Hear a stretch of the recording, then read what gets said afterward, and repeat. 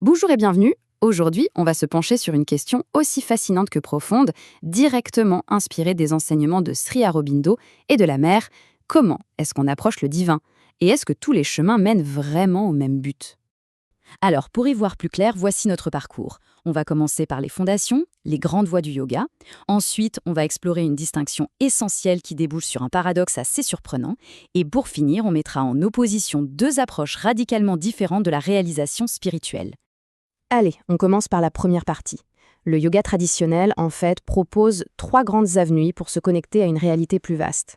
Ce qui est formidable ici, c'est qu'on voit qu'il y a vraiment une voie pour chaque type de tempérament.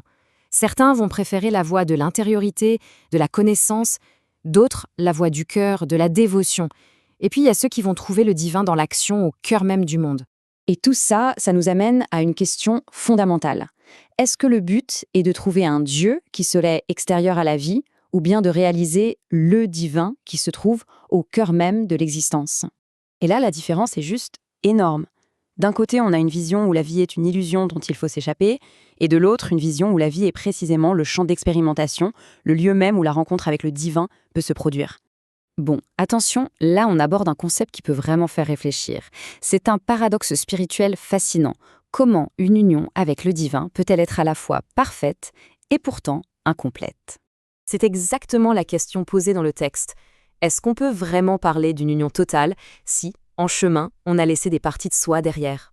Et la réponse de la mère, elle est incroyablement éclairante. En fait, ce qu'elle explique, c'est que notre expérience du divin est un peu comme un miroir de notre propre capacité à l'accueillir. C'est notre propre démarche qui définit les contours de la rencontre. Le point crucial, il est là. La qualité de la connexion peut être parfaite, pure à 100%. On peut réellement toucher au divin. Mais la quantité, c'est-à-dire l'étendue de cette union à la totalité de son être, eh bien, elle peut être limitée. C'est un peu comme si on avait une connexion parfaite à un seul instrument dans un orchestre immense. Le son du violon est divin, absolument parfait, mais le reste de l'orchestre reste silencieux. La connexion est parfaite, mais partielle. Et face à ce paradoxe, on voit se dessiner deux grandes stratégies de progression, deux méthodes qui s'opposent. Voyons ça d'un peu plus près.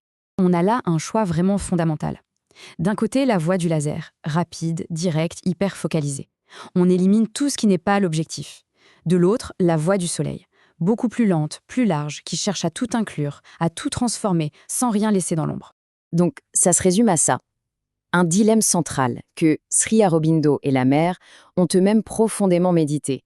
Est-ce qu'on vise la perfection sur un seul point, ou est-ce qu'on embrasse la totalité de l'être dans l'avancée? Alors, penchons-nous sur cette deuxième voie, cette fameuse avancée sphérique, pour comprendre ce qu'elle représente vraiment. Avec cette approche, l'idée, c'est de faire avancer tout l'orchestre en même temps, chaque instrument, chaque partie de l'être. C'est une démarche où rien n'est rejeté. Le paradoxe, c'est que ça peut donner l'impression de stagner, alors qu'en fait, c'est un ensemble incroyablement complexe qui est en train de se transformer.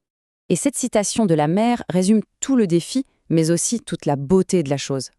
L'objectif n'est plus une évasion personnelle, mais bien une transformation intégrale de la vie elle-même. C'est plus lent, c'est plus difficile, mais c'est total. Et on se quitte sur cette question, qui, je pense, résonne bien au-delà de la spiritualité. Dans n'importe quelle quête, finalement, que privilégier? L'efficacité rapide d'une perfection ciblée ou la lente, patiente, mais complète transformation de l'ensemble?